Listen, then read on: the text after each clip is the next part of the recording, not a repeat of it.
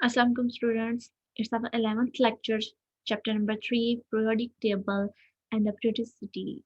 So आज जो property discuss करने वाले हैं आज इलेक्ट्रॉन की last one and fifth one property है which is called electronegtivity. What is our electronegtivity? The ability of an atom to attract the sheer pair of electron towards itself in a molecule is called electronegtivity. यूँ कह सकते हैं कि किसी भी atom की वो एबिलिटी जो कि एक मॉलिक्यूल में शेयर पेयर ऑफ इलेक्ट्रॉन्स को अपनी तरफ अट्रैक्ट करने की कोशिश करे तो उस एबिलिटी को जो उसकी अट्रैक्शन है उस अट्रैक्शन को कहा जा सकता है इलेक्ट्रोनेगेटिविटी। यहाँ पे देखा जाए तो ये एक लाइक मैग्नेट की तरह जो दूसरे एटम के मॉलिक्यूल एक ही मॉलिक्यूल के अंदर दूसरे एटम के जो इलेक्ट्रॉन्स होते हैं वो एक एटम की तरफ ज़्यादा पावर से ज़्यादा अट्रैक्शन से अट्रैक्ट हो रहे होते हैं और इस अट्रैक्शन को कहा जाता है इलेक्ट्रोनेगेटिविटी। और डिफरेंट एटम्स की इलेक्ट्रोनेगेटिविटी डिफरेंट हो सकती है। अब यहाँ पर जिसकी इलेक्ट्रोनेगेटिविटी ज़्यादा होगी वो दूसरे के इलेक्ट्रॉन को अपनी तरफ ज़्यादा अट्रैक्ट करेगा, ठीक है? अगर हम इस एग्जांपल देखें, यहाँ पे देखिए इसको बेसिकली हम इलेक्ट्रोनेगेटिविटी कह सकते हैं फोर्स ऑफ अट्रैक्शन। किसी के लिए भी फोर्स ऑफ अट्रैक्शन जो है वो है इलेक्ट्रोनेगेटिविटी। दूसरों के इलेक्ट्रॉन को अपनी तरफ खींचने की जो एबिलिटी है वो है इलेक्ट्रोनेगेटिविटी। और इलेक्ट्रोनेगेटिविटी उतनी ही ज़्यादा होगी जितनी के एलिमेंट स्ट्रॉन्ग हो, जितना एलिमेंट वीक होगा उसकी इलेक्ट्रोनेगेटिविटी उतनी ही कम होगी। यहाँ पे इलेक्ट्रोनेगेटिविटी बेसिकली कह सकते हैं कि electronegativity is equal to the value of pulling force. कि दो इलेक्ट्रॉन जब एक दूसरे को अट्रैक्ट कर रहे होते हैं तो उनकी जो अट्रैक्शन की स्ट्रेंथ होती है, उनके इलेक्ट्रॉन्स को एक दूसरे की तरफ अट्रैक्ट करने की जो एबिलिटी होती है वही उनकी इलेक्ट्रोनेगेटिविटी होगी। सो जिसकी इलेक्ट्रोन साइज ज़्यादा होगा, जिसके अंदर फोर्स ज़्यादा होगी, उसकी इलेक्ट्रोनेगेटिविटी ज़्यादा होगी। फॉर एग्जांपल यहाँ पर अगर हम देखें एक एग्जांपल कि हाइड्रोजन और क्लोरीन मिलके एक मॉलिक्यूल बनाते हैं और इस मॉलिक्यूल में अगर हम किसी के एलिमेंट्स की इलेक्ट्रोनेगेटिविटी चेक करना चाहें तो हम देखेंगे कि जो क्लोरीन है वो इलेक्ट्रॉन को अपनी तरफ खींच रहा है, हाइड्रोजन अपनी तरफ खींच रहा है। लेकिन हाइड्रोजन के खींचने की जो फोर्स है, जो उसकी एबिलिटी है, वो वीक है एज़ कम्पेयर टू क्लोरीन। इसका मतलब ये है कि क्लोरीन जो है उसको ज़्यादा फोर्सफुली खींच रहा है और हाइड्रोजन जो उसको खींचने की एबिलिटी है वो है कम। और एज़ लास्ट रिज़ल्ट क्या होगा कि मॉलिक्यूल तो सेम ही है, बट इलेक्ट्रॉन हाइड्रोजन से निकल के क्लोरीन में चला जाएगा। उसकी अट्रैक्शन क्लोरीन की तरफ ज़्यादा होगी। और अट्रैक्शन क्लोरीन की तरफ ज़्यादा होने की वजह से हम ये कह सकते हैं कि हमारे जो क्लोरीन एटम है, उसकी इलेक्ट्रोनेगेटिविटी ज़्यादा है एज़ कम्पेयर टू हाइड्रोजन। तो ये मोस्टली अगर हम इसकी इम्पोर्टेंस की बात करें तो इलेक्ट्रोनेगेटिविटी मोस्टली जो कोवलेंट टाइप बॉन्डेड एलिमेंट्स होते हैं, मॉलिक्यूल्स होते हैं, उनके अंदर हम इलेक्ट्रोनेगेटिविटी को जज कर रहे होते हैं कि किस एलिमेंट की इलेक्ट्रोनेगेटिविटी कम है और किसकी ज़्यादा है। जिसकी इलेक्ट्रोनेगेटिविटी ज़्यादा होगी उसकी force of attraction towards electron ज़्यादा होगी। वो इलेक्ट्रॉन को दूसरे एक ही मॉलिक्यूल में रहते हुए दूसरे एटम के इलेक्ट्रॉन्स को अपनी तरफ ज़्यादा ज़्यादा फोर्सफुली अट्रैक्ट करेंगे। हाइड्रोजन और क्लोरीन मिलके HCl बनाते हैं, ठीक है? हाइड्रोक्लोरिक एसिड बनाते हैं और उस दौरान क्लोरीन की जो इलेक्ट्रोनेगेटिविटी होती है वो हाइड्रोजन की निस्बत ज़्यादा होती है।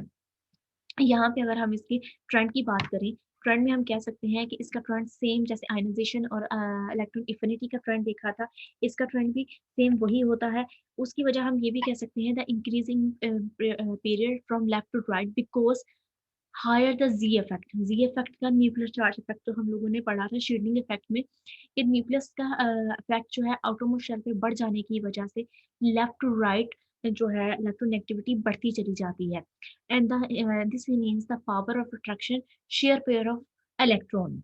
For example electronegativity of second groups की अगर बात की जाए तो सेकंड ग्रुप की इलेक्ट्रोनेगेटिविटी लेफ्ट टू राइट जाते जाते बढ़ती जाती है। जैसे जैसे न्यूक्लियस की अट्रैक्शन जो है आउटरमोस्ट इलेक्ट्रॉन्स पे बढ़ती जाती है उसी तरीके से उन एलिमेंट्स की नेगेटिविटी जो है वो भी बढ़ती चली जाती है।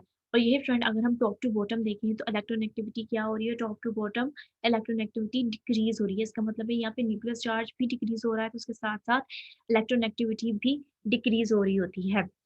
इसकी अट्रैक्शन हम फॉर एग्जांपल ये कह सकते हैं कि टॉप टू बॉटम उसके डिक्रीज होने की वजह ये है कि साइज इंक्रीज हो रहा होता है। साइज इंक्रीज होने की वजह से जो आउटरमोस्ट इलेक्ट्रॉन की तरफ अट्रैक्शन है वो कम हो रही होती है। दस the attraction of share pair of electron is weaker size बड़ा होने की वजह से जो फ़ोर्स है वो कम हो जाती है और फ़ोर्स कम हो जाने की वजह से उनकी इलेक्ट्रोनेगेटिविटी भी कम हो जाती है। तो ओवरऑल अगर अब तक हमने जितनी भी प्रॉपर्टीज़ पढ़ी हैं एलिमेंट्स की, उनके ट्रेंड्स की बात की जाए तो ट्रेंड्स की समरी कुछ इस तरीके से होगी कि सबसे पहले हम लोगों ने एटॉमिक रेडियस पढ़ा था।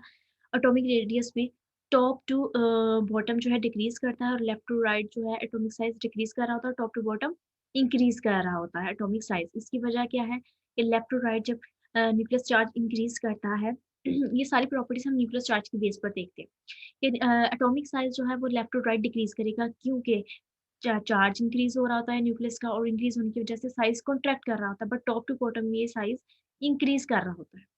इसी तरह अगर बात की जाए शील्डिंग इफ़ेक्ट की, तो शील्डिंग इफ़ेक्ट भी लेफ्ट टू राइट जो है वो कांस्टेंट रहता है, लेकिन ज़ी इफ़ेक्ट जो है, हम लोगों ने ज़ी इफ़ेक्ट पढ़ा था हमारा, वो जो है लेफ्ट टू राइट वो इंक्रीज़ हो रहा होता है, जिसे हम इफेक्टिव न्यूक्लियस चार्ज भी कह रहे थे। वो ज़ी इफ़ेक्ट लेफ्ट टू राइट जो है इंक्रीज़ होता है बट टॉप टू बॉटम जो सॉरी वो इंक्रीज़ हो रहा था, टॉप टू बॉटम वो डिक्रीज़ हो रहा होता है। उसके बाद आयनाइज़ेशन एनर्जी की बात करें तो वो लेफ्ट टू राइट इंक्रीज़ होती है, टॉप टू बॉटम डिक्रीज़ होती है। इलेक्ट्रोनेगेटिविटी भी लेफ्ट टू राइट इंक्रीज़ होती है और टॉप टू बॉटम डिक्रीज़ होती है।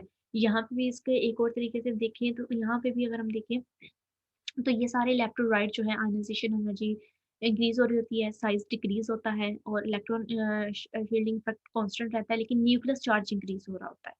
और अगर इस टॉप टू बॉटम देखें तो आयनाइज़ेशन एनर्जी डिक्रीज़ करती है, साइज़ इंक्रीज़ करता है और शील्डिंग इफेक्ट जो है वो भी इंक्रीज़ हो रहा होता है, न्यूक्लियस चार्ज भी इंक्रीज़ हो रहा होता है जो है सिर्फ़ उसके आटोमर शेल के लिए। ये था ओवरऑल एलिमेंट्स जितने भी पीरियोडिक टेबल में पाए जाते हैं, ये उनका ट्रेंड्स था। जितनी भी उसकी प्रॉपर्टीज़ पढ़ी थी, उनकी एक ट्रेंड्स की छोटी-सी समरी थी। सो आज का लेक्चर हमारा यहीं खत्म होता है। अल्लाह हाफ़िज़।